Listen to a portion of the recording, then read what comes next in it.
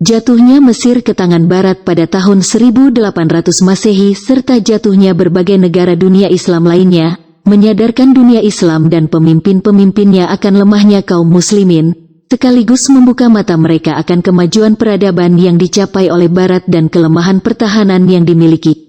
Hal ini mendorong para pemuka dan pemimpin-pemimpin negara dunia Islam untuk meningkatkan kualitas ilmu dan meningkatkan kekuatan serta pertahanan umat Islam untuk dapat meraih kembali kejayaannya. Kekalahan demi kekalahan yang dialami oleh umat Islam, kemudian disertai dengan semakin majunya peradaban Barat, maka dalam dunia Islam timbul pikiran dan gerakan untuk menyesuaikan paham-paham keagamaan Islam dengan perkembangan baru yang ditimbulkan oleh ilmu pengetahuan dan teknologi modern. Karena hanya dengan cara demikian para pemimpin Islam modern mengharapkan akan dapat melepaskan umat Islam dari kemunduran dan ketertinggalannya, untuk selanjutnya dibawa kepada kemajuannya. Saat ini telah terjadi pergeseran demografi yang signifikan di Rusia, Eropa, dan Amerika. Pada tahun 2016 jumlah warga muslim sudah mencapai 3 juta. Islam merupakan salah satu agama dengan pertumbuhan tertinggi di Inggris. Pada 1991, jumlah warga muslim di Inggris tercatat hanya 950.000 jiwa atau sekitar 1,9% dari total penduduk. Populasi muslim di Rusia terus meningkat dari tahun ke tahun. Hingga saat ini terdapat 25 juta muslim di negeri beruang putih tersebut.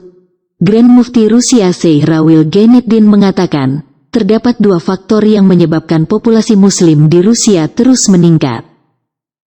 Pertama, karena tingkat kelahiran yang tinggi di kalangan keluarga muslim, dan kedua, karena adanya kedatangan atau migrasi orang-orang dari Asia Tengah. Sedangkan di benua Amerika, misalnya kita ambil contoh Kanada. Sensus terbaru 2013 menyebut populasi muslim Kanada telah mencapai 2,8% dari total 32,8 juta populasi penduduk Kanada. Jumlah ini menempatkan Islam sebagai agama minoritas terbesar di Kanada. Kristen masih menjadi agama mayoritas negara itu, namun Islam di Kanada mengalami pertumbuhan yang pesat, sebagian besar karena imigrasi dan juga sebagian karena mualaf.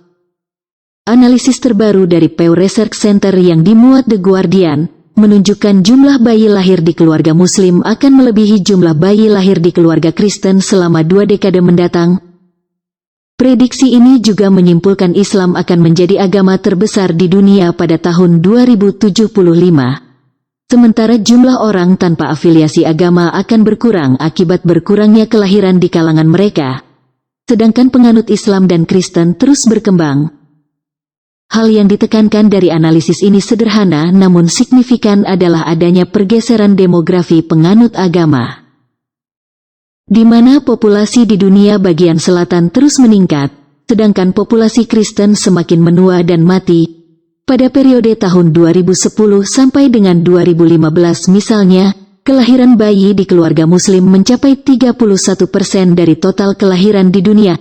Angka ini jauh lebih tinggi daripada jumlah populasi muslim di dunia yaitu 24%. Sehingga populasi kaum muslimin pada 2075 diperkirakan akan menjadi yang terbesar di dunia. Pentingnya kebangkitan peradaban Islam, menuju kepada ideologi materialisme yang semakin hari makin menunjukkan kebobrokannya, sehingga hadirnya kebangkitan Islam diharapkan menjadi solusi bagi kehidupan manusia, sekaligus sebagai bukti kebenaran Islam pada setiap waktu dan zaman.